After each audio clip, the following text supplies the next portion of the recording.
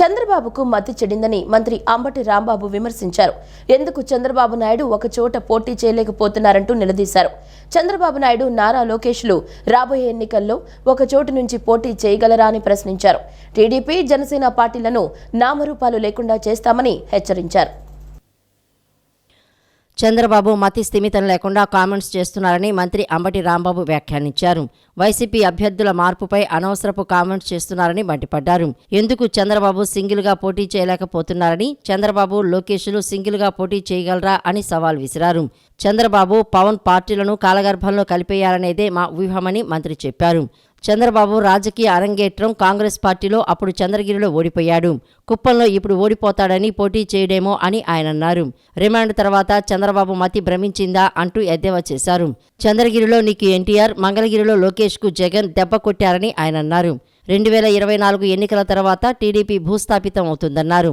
జగన్కు ఒక్కసారి అవకాశం ఇస్తే 30 లక్షల మందికి ఇల్లు ఇచ్చారని, 3 సార్లు మీరు ఏం చేశారని చంద్రబాబును ఎద్దేవా చేశారు. మా అంతర్గత మార్పుల మీద మీ మాటలు బాధాకరమని అన్నారు. యువగలం నడిచిన లోకేష్ ఏమైనా ఎదిగాడా, బరువు తగ్గాడనుకుంటా అంటూ ఎద్దేవా చేశారు. 175 సీట్లు మా టార్గెట్. తిరిగి మళ్ళా అధికారంలోకి రావడం అనేది మా టార్గెట్ కానే కాదు.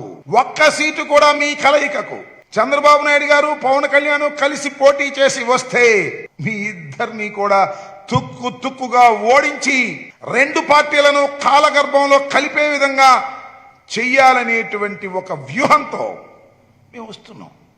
కారణం, ఈ రాష్ట్రంలో జగన్మోహన్ రెడ్డి గారు పరిపాలనా కాలంలో మేము అందించినటువంటి అభివృద్ధి సంక్షేమ కార్యక్రమాలు ప్రజలకు చేరాయి. ప్రజలు మోర్ దెన్ 50%, ఓటర్లు మోర్ దెన్ 60% ఈ రాష్ట్రంలో జగన్మోహన్ రెడ్డి మళ్ళా ముఖ్యమంత్రి కావాలని అనుకుంటున్నారనే అంశాన్ని మీరు మర్చిపోయి మాట్లాడుతున్నారు. ఎస్, మార్పులు చేస్తాం. ఏమండి చంద్రబాబు నాయుడు గారు, మా మార్పుల మీద ఏదేదో మాట్లాడుతున్నారు కదా, మీ పరిస్థితి ఏంటి? అసలు మీరు మార్పులు ఎప్పుడు చేయలేదా? అసలు నేను అడుగుతున్నానండి, మీరు రాజకీయంగా ఆరంగేట్రా చేసింది ఎక్కడ? కాంగ్రెస్ పార్టీలో. ఆరంగేట్రా చేసింది చంద్రగిరిలో. చంద్రగిరిలో మీరు పోటీ చేశారు, చంద్రగిరిలో గెలిచారు, కాంగ్రెస్ పార్టీలో మంత్రి అయ్యారు. ఎన్టీ రామారావు గారు తెలుగుదేశం పార్టీని 1983లో పెడితే తుక్కుగా చంద్రగిరిలో ఓడిపోయారు. తర్వాత చంద్రగిరి నుంచి షిఫ్ట్ అయిపోయారే, కుప్పానికి వచ్చారే, కుప్పంలో ఇవాళ పోటీ చేస్తున్నారే. అసలు కుప్పంలో గెలుస్తారా మీరు? తేల్చుకోమని మనం చేస్తున్నా. అసలు కుప్పంలోనే పోటీ చేస్తారా? అది కూడా క్లారిటీ లేదు. కుప్పం నుంచి పారిపోయే దశకు వచ్చారు. రాష్ట్ర వ్యాప్తంగా శాంతి భద్రతల విభాగంలో 2022లో ఉత్తమ ప్రతిభ కనపరిచిన కానిస్టేబుల్ నుంచి అడిషనల్ డీజీ స్థాయి అధికారులకు డీజీపీ డిస్క్ అవార్డులను డీజీపీ రాజేంద్రనాథ్ రెడ్డి ప్రదానం చేశారు.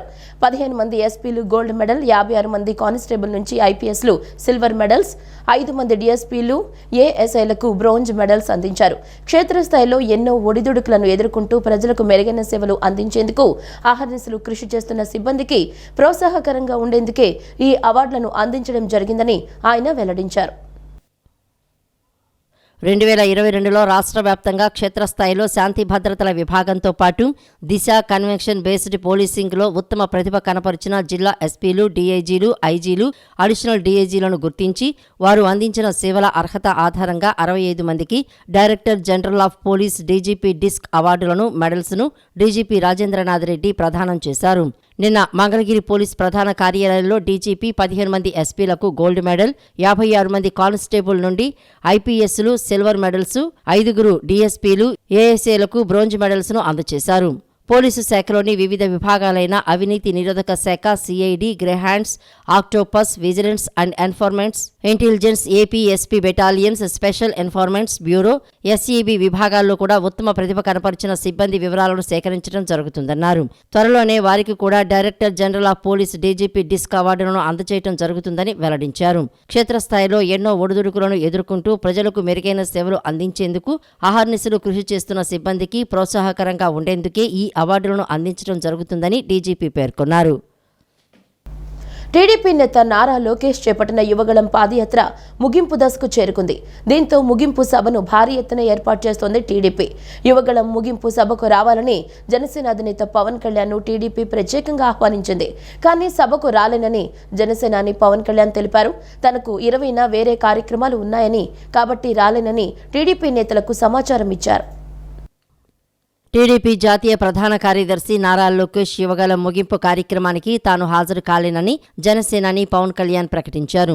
ఈ మేరకు టీడీపీ నేతలకు సమాచారం ఇచ్చారు. ఈ ఏడాది జనవరి 27న ప్రారంభమైన లోకేష్ యువగళం పాదయాత్ర ఈ నెల 20తో ముగియనుంది. ఆ రోజు విశాఖలోని భోగాపురం ఎయిర్పోర్ట్ సమీపంలో యువగళం ముగింపు సభ జరగనుంది. ఈ సభకు రావాలని జనసేన అధినేత పవన్ కళ్యాణ్కు టీడీపీ ప్రత్యేక ఆహ్వానం పంపింది.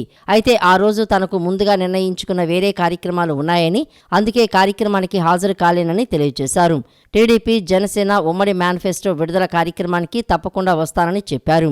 కార్యక్రమానికి అన్ని జిల్లాల నుంచి టీడీపీ నేతలు, కార్యకర్తలు, అభిమానులు భారీగా తరలి రానున్నారు. దాదాపు 5 లక్షల మంది వస్తారని పార్టీ వర్గాలు అంచనా వేస్తున్నాయి.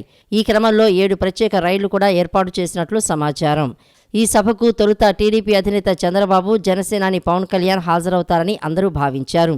అయితే వేరే కార్యక్రమాల కారణంగా తాను హాజరు కాలేనని పవన్ చెప్పారు. దీంతో చంద్రబాబు, బాలకృష్ణ, ఇతర పార్టీ ప్రముఖులు ముగింపు సభకు హాజరు కానున్నారు.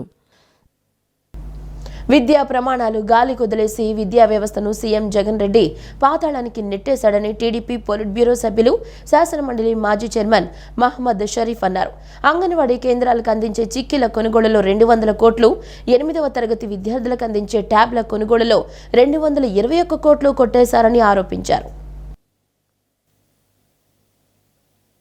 విద్యా ప్రమాణాలు గాలికి వదిలేసి విద్యా వ్యవస్థను సీఎం జగన్ రెడ్డి పాతాళానికి నెట్టేశాడని టీడీపీ పొలిట్ బ్యూరో సభ్యులు, శాసనమండలి మాజీ చైర్మన్ మహమ్మద్ షరీఫ్ అన్నారు.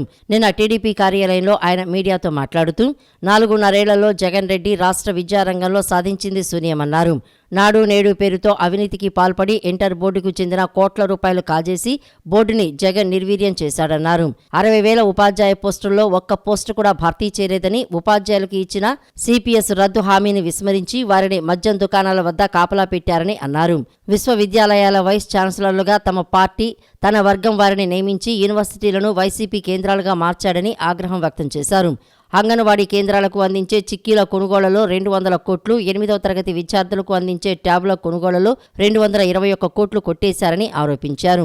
విద్యా నాణ్యతా ప్రమాణాల్లో టీడీపీ ప్రభుత్వంలో దేశంలో 3వ స్థానంలో ఉన్న ఏపీ జగన్ హయాంలో 19వ స్థానానికి పడిపోయిందన్నారు. టీడీపీ ప్రభుత్వంలో 10వ తరగతి ఉత్తీర్ణత శాతం 92.9% ఉంటే జగన్ హయాంలో అది 69.76కు పడిపోయిందని ఆరోపించారు. ఏపీలో 84 లక్షల మంది విద్యార్థులు ఉంటే కేవలం 44 లక్షల మందికే అమ్మఒడి అందించి మిగిలిన విద్యార్థులను విద్యకు దూరం చేశాడని పేర్కొన్నారు. 4 ఏళ్లలో 3 ఏళ్లు అమ్మఒడి కింద 25,000 కోట్లు అందించి నాన్న బుడ్డి ద్వారా లక్షల కోట్ల పేదల నుంచి జగన్ కొట్టేశాడని మహమ్మద్ షరీఫ్ తీవ్ర ఆగ్రహం వ్యక్తం చేశారు. ఈనాడు ఈ ప్రభుత్వ విధానాల మూలంగా చూస్తే కేంద్ర ఉన్నత విద్యాశాఖ విడుదల చేసిన నేషనల్ ఇన్స్టిట్యూషన్ ఆఫ్ ర్యాంకింగ్ ఫ్రేమ్వర్క్లో ఈనాడు 2023లో రాష్ట్ర విద్యాలయాలు, కళాశాలలు చిట్ట చివర నిలిచాయి. అంతేకాకుండా ఒకసారి మన గతంలో చూసుకున్నట్లయితే 2019లో టీడీపీ హయాంలో ఆంధ్ర యూనివర్సిటీ దేశంలో 28వ ర్యాంకులో ఉంటే నేడు 76 ర్యాంకుకు దిగజారిపోయిందంటే ఏ రకంగా విద్యా విధానం ఈ ప్రభుత్వ ఆధీనంలో దిగజారిపోతుందనే విషయాన్ని సందర్భంగా గమనించాలి. అదే రకంగా నీతి ఆయోగ్ సర్వే ప్రకారం టీడీపీ హయాంలో విద్యా నాణ్యత 3వ స్థానంలో ఉంటే ఈనాడు జగన్మోహన్ రెడ్డి గారు హయాంలో 19వ స్థానానికి దిగజారిపోయిందంటే ఈనాడు ప్రభుత్వ విధానాల లోపాలు, అజమాయిషి లోపాలు ఉంది. నిధులు కేటాయించడంలో సరైన విధానం లేదనేది ఇక్కడ స్పష్టంగా కనబడుతుంది. వైసీపీ దుర్మార్గ పాలనను అంతమొందించి రాష్ట్రాన్ని అభివృద్ధి పదంలో తీసుకెళ్లాలంటే జనసేన, తెలుగుదేశం పార్టీల కూటమి గెలవడం చాలా అవసరమని జనసేన పార్టీ రాష్ట్ర ప్రధాన కార్యదర్శి కొణిదెల నాగబాబు అన్నారు. రానున్న సార్వత్రిక ఎన్నికల్లో వైసీపీని చిత్తుగా ఓడించడానికి ప్రజలు సిద్ధంగా ఉన్నారని, ఆ పార్టీకి 25 సీట్లకు మించి రావని జోస్యం చెప్పారు. 150 సీట్లతో జనసేన, తెలుగుదేశం కూటమి ఘన విజయం సాధిస్తుందని ధీమా వ్యక్తం చేశారు. నీతి నిజాయితీలతో కూడిన పాలన ఎలా ఉంటుందో మరో 3 నెలల్లో చూస్తారని స్పష్టం చేశారు. ప్రజల సొమ్ము దోచుకున్న ఏ స్థాయి నాయకుడిని వదిలిపెట్టబోమని, మింగిన ప్రతి రూపాయి వసూలు చేస్తామని నాగబాబు హెచ్చరించారు. చాలా పెద్ద మార్పు తీసుకొస్తుంది. ఒక్క ఓటు. మీకు తెలిసి ఇక్కడ నెల్లూరులో నెగ్గినటువంటి ఎమ్మెల్యే చాలా తక్కువ ఓటుతో గెలిచారు. అలాగే చాలామంది చాలా తక్కువ ఓటుతో గెలిచారు. సో ప్రతి ఒక్క ఓటు విలువైందే. ప్రతి ఒక్క జన సైనికుడు వీర మహిళ చాలా విలువైన వ్యక్తులు. వాళ్ళని మీరు చక్కగా దగ్గర తీసుకోండి. ఎందుకంటే వాళ్ళందరూ కూడా మనవాళ్ళు, అంటే మన జనసేనని ప్రేమించేవాళ్ళు. మన కోసం మనతో పాటు కలిసి ఒక మంచి ప్రభుత్వాన్ని ఏర్పాటు చేద్దామని వాళ్ళు ఆలోచన కలిగిన వాళ్ళు. వాళ్ళందరినీ మనం దగ్గర తీసుకొని ముందుకు వెళ్దాం. ఎవరిని నిరాదరించద్దు. అలాగే పార్టీలో ఎవరు కొత్త వాళ్ళు వస్తున్నా వెల్కమ్ చేయండి. ఇది అలాగా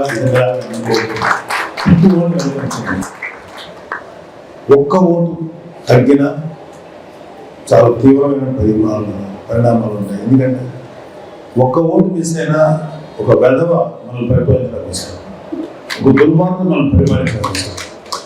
ఇవాళ తెలుసు ఎలాంటి వెధవలు ఉన్నారో అధికారంలో, ఎలాంటి దుర్మార్గులు ఉన్నారు, ఎలాంటి క్రిమినల్స్ ఉన్నారో మీ అందరికీ తెలుసు.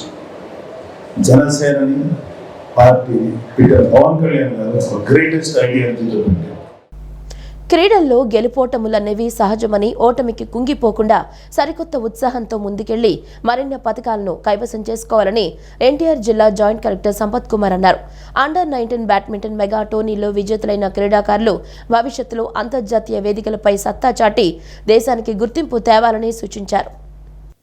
Patamata Chennupati Ramakotaiah municipal corporation indoor స్టేడియంలో 67వ స్కూల్ గేమ్స్ ఫెడరేషన్ అండర్-19 జాతీయ బ్యాడ్మింటన్ టోర్నమెంట్ ముగింపోత్సవ కార్యక్రమం అట్టహాసంగా జరిగింది. ఈ నెల 12న ప్రారంభమైన టోర్నమెంటులో 25 రాష్ట్రాలు, 8 కేంద్రపాలిత ప్రాంతాలకు చెందిన 325 మంది క్రీడాకారులు పాల్గొన్నారు. వివిధ విభాగాల్లో గెలుపొందిన విజేతలకు జిల్లా joint collector doctor P Sampath Kumar, రాష్ట్ర badminton association secretary P Ankamma Chowdary, పలువురు ప్రముఖులు కలిసి పతకాలను ప్రదానం చేశారు. విజేతలకు అభినందనలు తెలియజేశారు.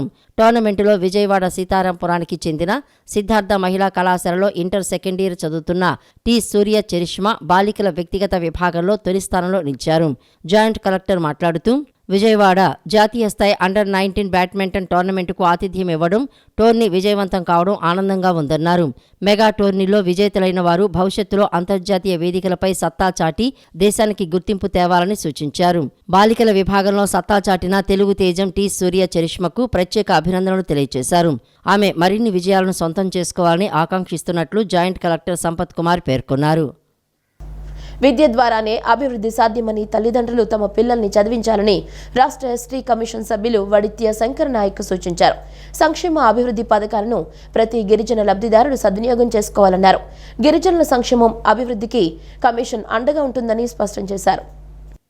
గిరిజనుల సంక్షేమానికి ప్రభుత్వం అమలు చేస్తున్న సంక్షేమ అభివృద్ధి పథకాలను సద్వినియోగం చేసుకోవాలని, విద్య ద్వారానే సమాజంలో మార్పు, గౌరవం వస్తాయని ప్రతి ఒక్కరూ గుర్తుంచుకోవాలని రాష్ట్ర ఎస్టీ కమిషన్ సభ్యులు వడిస్య శంకర్ నాయక్ అన్నారు. కొండూరు మండలం రేపూడి తండాలో శనివారం కమిషన్ సభ్యులు వడిస్య శంకర్ నాయక్ విస్తృతంగా పర్యటించి స్థానికుల నుండి సమస్యలను అడిగి తెలుసుకుని పరిష్కరించాలని అధికారులను ఆదేశించారు. గతంలో షెడ్యూల్డ్ కులాలకు, తెగలకు ఒకే కమిషన్ ఉండేదని, కానీ రాష్ట్ర ముఖ్యమంత్రి వైఎస్ జగన్మోహన్ రెడ్డి అధికారంలోకి వచ్చిన వెంటనే రాష్ట్రంలో ఉన్న లక్షలాది మంది గిరిజనుల సంక్షేమానికి అత్యంత ప్రాధాన్యతని ఇస్తూ ప్రత్యేకంగా ఎస్టీ కమిషన్ను ఏర్పాటు చేశారని తెలిపారు. శ్రీకాకుళం నుండి అనంతపురం వరకు 34 తెగలుగా వివిధ వేషభాషల్లో వివిధ వృత్తులతో జీవనం సాగిస్తున్నారని అన్నారు. గిరిజన సంక్షేమానికి ప్రభుత్వం అమలు చేస్తున్న పథకాలను వారికి దక్కేలా చూడటం, వారి హక్కులను పరిరక్షిస్తూ వారిలో ఆత్మవిశ్వాసాన్ని పెంపొందించటం, వారికి విద్య, వైద్యం, ఉద్యోగ, ఉపాధి, ఆర్థిక అభివృద్ధి సాధించేందుకు కృషి చేయటం రాష్ట్ర ఎస్టీ కమిషన్ ముఖ్య ఉద్దేశమని తెలిపారు.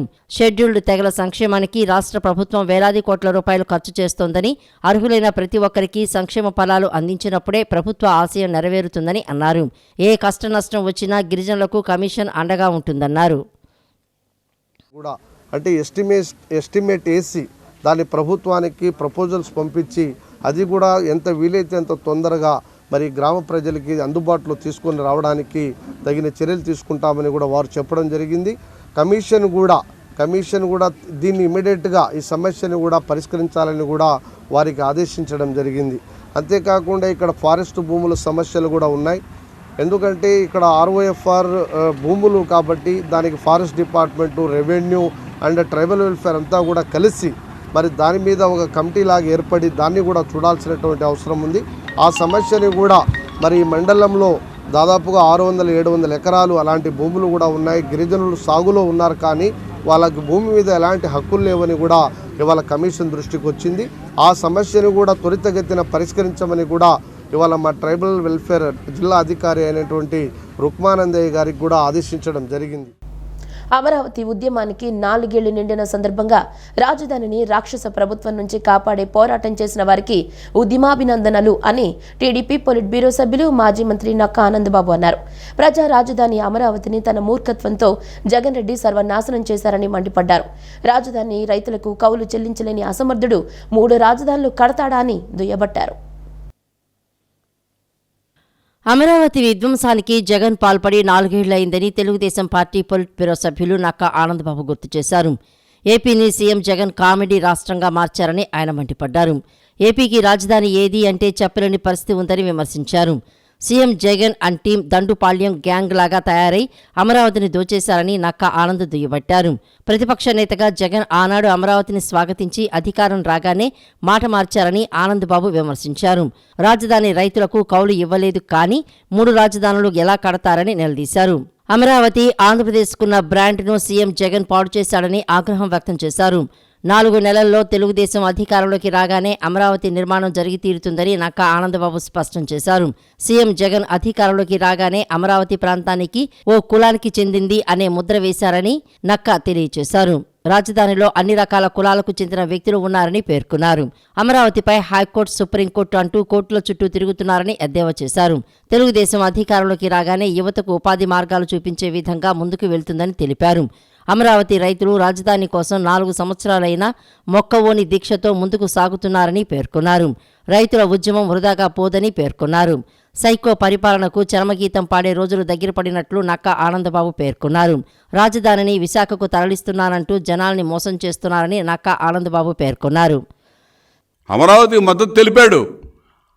ఆ రోజే ఇతను అబ్జెక్షన్ చెప్పున్నట్టయితే రైతులు ఏం ఆలోచన చేసేవాళ్ళు, ఇచ్చేవాళ్ళు కాదు. అధికారంలో ఉన్న చంద్రబాబు నాయుడు గారు శ్రీకాకుళం నుంచి చిత్తూరు వరకు మధ్యస్థంగా ఉన్నటువంటి ప్రాంతాన్ని ఎంపిక చేసి అన్ని రకాలుగా అందరికీ అనుకూలంగా ఉంటుందని చెప్పి ఇక్కడ రాజధాని నిర్మాణానికి పూనుకుంటే ప్రతిపక్ష నాయకుడిగా స్వాగతించారని చెప్పాడు ఆ రోజు. ఈరోజు విధ్వంసకర కార్యక్రమాలకి రూపకల్పన చేసి ప్రాంతాల మధ్య చిచ్చు పెట్టడానికి 3 ముక్కలాట మొదలుపెట్టి 4 ఏళ్ళు అయింది. ఏమీ కాల. అక్కడికి హైకోర్టులో చెప్పారు, ఏ న్యూ క్యాపిటల్ అని పేర్కొనడం ద్వారా మన రాష్ట్రానికి విభజన చట్టం ద్వారానే ఒక రాజధాని ఏర్పాటైంది. ఒక రాజధానికి అవకాశం ఉంది. ఇది స్పష్టంగా హైకోర్టు చెప్పింది. 3/3/2022 తేదీన ఆంధ్రప్రదేశ్ హైకోర్టు స్పష్టంగా ఏ న్యూ క్యాపిటల్ అని పేర్కొనడం ద్వారా విభజన చట్టం ఒక రాజధాని అని చెప్తా ఉందని చెప్పి జడ్జిమెంట్ ఇచ్చింది హైకోర్టు. అయినా వదిలిపెట్టాడు. అసెంబ్లీలో తర్వాత అప్పీల్కి వెళ్ళినప్పుడు ఈ బిల్లు విత్డ్రా చేసుకున్నాను అన్నాడు. 3 రాజధానుల బిల్లు. మళ్ళీ మాట్లాడితే కర్నూలు పోతాను, విశాఖపట్నం పోతానని చెప్పి మభ్య పెడతాడు. క్రిస్మస్, నూతన సంవత్సర, సంక్రాంతి పండుగల సీజన్ను పురస్కరించుకుని ప్రపంచ వస్త్ర శ్రేణి జ్యువెలరీ సంస్థ జోయాలుకాస్ బంగారం, వజ్ర, వెండి ఆభరణాలపై 25% మేకింగ్ ఛార్జీల డిస్కౌంట్ ఆఫర్ ప్రకటించింది. విజయవాడ జోయాలుకాస్ 25 మేకింగ్ ఛార్జ్ ఆఫర్ను కార్పొరేటర్ రెహనా మార్కెట్లోకి విడుదల చేశారు. విజయవాడ నగరంలోని బందర్ రోడ్ జోయాలుకాస్ జ్యువెలరీ సంస్థ షోరూం నందు క్రిస్మస్, నూతన సంవత్సర, సంక్రాంతి పండుగల సీజన్ సందర్భంగా 25% making charge offer corporator Rehana, customer relation manager Muzim బాషాలు కలిసి ప్రారంభించారు.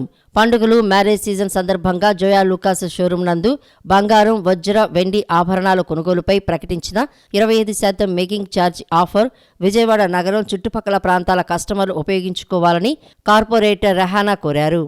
తీసుకున్నా, గోల్డ్ తీసుకున్నా, మరి సిల్వర్ తీసుకున్నా, ఏదైనా సరే మేకింగ్ ఛార్జెస్లో కంప్లీట్గా 25% అనేది డిస్కౌంట్ ఇవ్వడం అనేది జరుగుతుంది. సో ఈ రోజు నుంచి మరి ఇటువంటి ఆఫర్ మనకి ఈ సీజన్లో బాగా ఉపయోగపడుతుంది. కాబట్టి మరి విజయవాడ మహిళా మనులందరూ కూడా మరి ఇక్కడికి వచ్చి మరి డిజైన్స్ కూడా చాలా బాగున్నాయి, చాలా ఆధునికంగా ఉన్నాయి. మరి జోయా లుకాస్కి ఒకసారి వచ్చిన వాళ్ళు డెఫినెట్గా మళ్ళీ ఇంకొకసారి ఇక్కడికే వస్తారు. మరి డిజైన్స్ అలా ఉన్నాయి. సో డెఫినెట్గా మరి వీళ్ళు ఇచ్చిన ఈ ఆఫర్ని మన విజయవాడ ప్రజలు యూటిలైజ్ చేసుకోవాలని మనస్ఫూర్తిగా కోరుకుంటున్నాను. భారతదేశంతో పాటు 11 దేశాల్లో 160 షోరూంలు కలిగిన వరల్డ్ ఫేవరెట్ జ్యువెలర్ సంస్థ జోయా లుకాస్ సంస్థ కస్టమర్ మదిని దోచే విధంగా బంగారం, వజ్ర, వెండి ఆభరణాలు అందిస్తోందని కస్టమర్ రిలేషన్ మేనేజర్ ముజిం బాషా అన్నారు. జనవరి 14 వరకు 25% మేకింగ్ ఛార్జీ ఆఫర్ అందుబాటులో ఉంటుందని ప్రతి ఒక్కరూ వినియోగించుకోవాలని customer relation manager Muzim Basha తెలియజేశారు. 160 షోరూమ్లతో 11 కంట్రీస్లో ఉన్నామండి. India, USA, UK and Malaysia and మలేషియాలో మనం ఇలాగ జీసీసీ కంట్రీస్లో కూడా మన షోరూమ్స్ ఉన్నాయి. సో 100% ఏంటంటే మన క్వాలిటీ కానీ క్వాంటిటీ విషయంలో మనం ఎక్కడ రాజీ పడే ప్రసక్తే లేదు. అలాగే లైఫ్ టైం ఫ్రీ సర్వీస్, అంటే మనం సర్వీస్ విషయంలో ఎక్కడ రాజీ పడాల్సిన అవసరం లేదండి. ప్రోడక్ట్ సర్వీస్లో లైఫ్ టైం ఫ్రీ సర్వీస్ ఇస్తున్నాము. ప్లస్ ఇంకోటి 1 year పాటు ఫ్రీ జ్యువెలరీ ఇన్సూరెన్స్ కూడా మనం ప్రోడక్ట్కి ఇస్తున్నాం అనమాట. సో మనం పర్చేస్ చేసే ప్రతి కస్టమర్ కూడా 100% సాటిస్ఫాక్షన్తో పర్చేస్ చేయొచ్చు. సో ఈ యొక్క అవకాశాన్ని, సీజన్ ఆఫ్ గివింగ్ అనే అవకాశాన్ని అందరూ వినియోగించుకొని ఖచ్చితంగా 25% discount and making charges for gold, diamond, silver మీద తీసుకోవాల్సిందిగా కోరుతున్నాను. హోమీ బాబా అటామిక్ రీసెర్చ్ సెంటర్ ఆధ్వర్యంలో నిర్వహించిన రీజనల్ మ్యాథమెటికల్ ఒలింపియాడ్ ఫలితాల్లో మొఘల్ రాజ్పురం నారాయణ కో స్కూల్ విద్యార్థి కె విశాల్ భరద్వాజ్ INMOకి క్వాలిఫై అయ్యాడు. ఈ సందర్భంగా స్కూల్ యాజమాన్యం విశాల్ను సన్మానించి అభినందనలు తెలిపారు. ఈ సందర్భంగా ప్రిన్సిపాల్ మాట్లాడుతూ ఏపీలో కేటగిరీ ఏలో 30 మంది ఎంపిక కాగా తమ విద్యార్థి 8వ స్థానంలో నిలవడం గర్వకారణమన్నారు. నారాయణ విద్యార్థులు గణితంలో అద్భుతంగా ఫలితాలు సాధిస్తున్నారని చెప్పారు. ఏ పరీక్షలైనా తమ విద్యార్థులు మంచి ప్రతిమ చాటుతున్నారని పేర్కొన్నారు. తమ పాఠశాల ప్రోత్సాహం వల్ల తాను ఈ విజయం సాధించారని విశాల్ భరద్వాజ్ తెలిపారు. ప్లాన్, జామెట్రీలో మంచి మార్కులు వచ్చాయని చెప్పుకొచ్చాడు. నిన్న వెలువరించినటువంటి ఈ హోమీ బాబా అటామిక్ రీసెర్చ్ సెంటర్ వారు కండక్ట్ చేసినటువంటి RMO ఫలితాలలో నారాయణ విద్యార్థి కె విశాల్ భరద్వాజ్ INMOకి సెలెక్ట్ అయ్యారని చెప్పడానికి గర్విస్తున్నాను. నిన్న విడుదల చేసినటువంటి ఏపీలో కేటగిరీ ఏలో 30 మంది సెలెక్ట్ అవ్వగా అందులో విశాల్ భరద్వాజ్ 8th ప్లేస్లో వచ్చాడు. ఇది కంప్లీట్గా డిస్క్రిప్ట్ ఎగ్జామ్ అక్టోబర్ 29న స్టెల్లా కాలేజీలో కండక్ట్ చేయడం జరిగింది. ఈ 102 మార్కులు ఎగ్జామ్ కండక్ట్ చేస్తే 25 మార్కులు విశాల్ భరద్వాజ్ రావడం జరిగింది. ఈ exam cut off marks 17 marks. కాబట్టి ఈ డిస్క్రిప్టివ్లో అయినా సరే నారాయణ విద్యార్థులు గణితంలో అత్యద్భుతంగా రాణిస్తున్నారని చెప్పేసి చెప్పడం అనేది జరుగుతుంది. సో క్లియర్గా ఏ ఎగ్జామ్ అయినప్పటికీ కూడా నారాయణ విద్యార్థులు, అది IIT కానివ్వండి, మెయిన్స్ కానివ్వండి, RMO కానివ్వండి, INMO కానీ ఏ ఫలితాలైనా సరే నారాయణ విద్యార్థులు మ్యాథమెటిక్స్లో దూసుకెళ్తున్నారని చెప్పడానికి అతిశయోక్తి కాదు.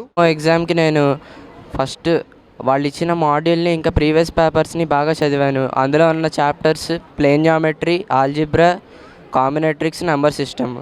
ప్లేన్ జామెట్రీ మా సార్ చేత చెప్పించుకొని డౌట్స్ చెప్పించుకొని చేశాను. ప్రీవియస్ పేపర్స్ బాగా చేశాను. ఆ ఎగ్జామ్లో మొత్తం 6 క్వశ్చన్లు ఉంటాయి 1 or 2 మార్క్స్కి. 2 క్వశ్చన్ ప్లేన్ జామెట్రీ నుంచి, 1 క్వశ్చన్ కాంబినేట్రిక్స్ నుంచి, 1 క్వశ్చన్ నెంబర్ సిస్టమ్ నుంచి అలా ఇస్తారు. ఆ క్వశ్చన్స్లో నాకు ప్లేన్ జామెట్రీ బాగా వచ్చినాయి. ఆ మాడ్యూల్ చేయడం వల్ల ఈ ఎగ్జామ్లో బాగా చేయగలిగాను. ఈ వార్తలు ఇంతటితో సమాప్తం. నమస్కారం.